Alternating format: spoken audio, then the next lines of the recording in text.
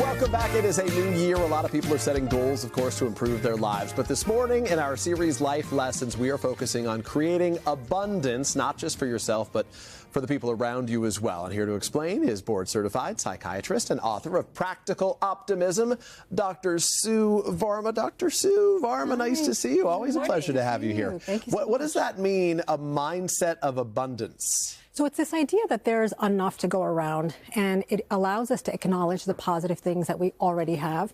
I think so many times we're focusing on what does this person have, focusing on other people's timelines. How come I didn't get this by this time? An abundance mindset says, hold on, relax, your time will come. And how about the fact that you look at what you already have and be grateful for it?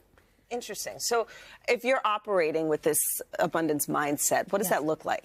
There's a certain generosity that comes. You know that whatever you're sharing, and I'm not saying you need to share the shirt off your back, but whatever you're giving will come back to you plentyfold. And I've always found that, like, whether it's an act of kindness, whether it's giving somebody a connection, whether it's introducing someone, hey, I think that you're interested in this job, why don't you talk to this person?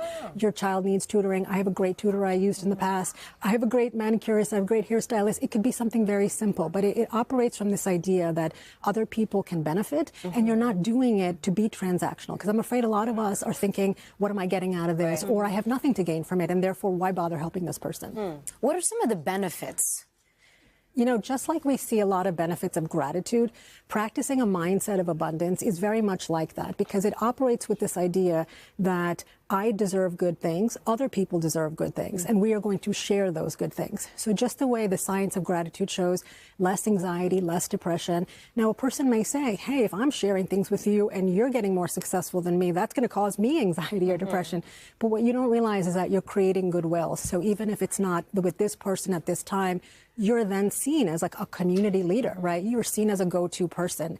And that creates trust and credibility, whether you know it or not. So I have to say, I've never put a name on this idea, mindset of abundance, but this is like, as you describe it, the lesson I'm trying to teach my daughters right now, which is to appreciate all the things we have instead of wanting for the next thing, or after Christmas and they got all these gifts thinking, hey, you know, like for my birthday, I want this extra. It's crazy. So what are the sort of quick ways where we can change our mind and help sort of let the people we love share that? Yes. So I think one quick way is asking somebody, like, what can I do for you? You know, and because we're so depleted in a lot of times, and we think that how can I help fill somebody else's cup? Mine is not full, right? But you don't realize that in that act of kindness, you're filling your own cup because you're making somebody else happy, and it triggers the mirror neurons in our brain. When I see you smile, I feel good. I'm like, she's doing well, I'm doing well, the world is okay. So collaborating with people in whatever form, and healthy competition, because I remember when I was in school, organic chemistry was one of the hardest things we took, and we formed a group, and we're like, all right, we're gonna share notes. I'm gonna study this, you study that. In gross anatomy in medical school, studying on the floor late night with friends, I have some of those best memories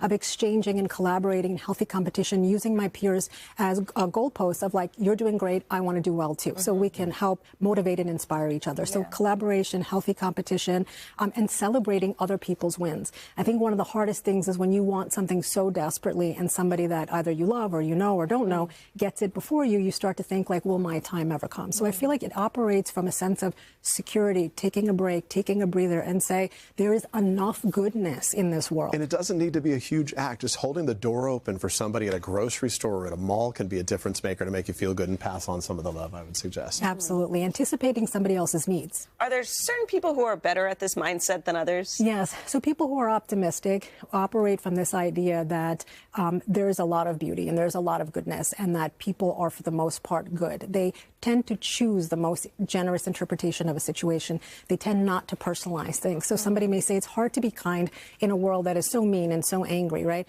But what optimists do is that they don't personalize them, like bad things that happen. They don't think that bad things are pervasive, and they don't think that they're permanent. So we call these the 3 Ps of pessimism. They don't operate that way. And as a result, they're not passive. They're proactive. So they're like, this is possible for me. I'm going to take chances. I'm going to take risks. I'm going to make that phone call. I'm going to ask for help. I'm going to create opportunities. I'm going to ask someone to collaborate with me. Pessimistic people think, why bother? It's not meant for me. There's not enough to go around. That person got it. That's it. I don't have that opportunity. But you're like, listen, we're all doing different things. Why does that person's win? Yes, it's not a zero-sum game. Yes, and they're winning, and I can also win. Just a reframing, it seems like, is really what it comes down to. Dr. Varma, thank you so much. What a great conversation and a view, an outlook on the world as we start this year. Appreciate it. Thank you so much. Thank you. My pleasure. Hey, thanks for watching. Don't miss the Today Show every weekday at 11 a.m. Eastern, 8 Pacific on our streaming channel, Today All Day. To watch, head to today.com/allday or click the link right here.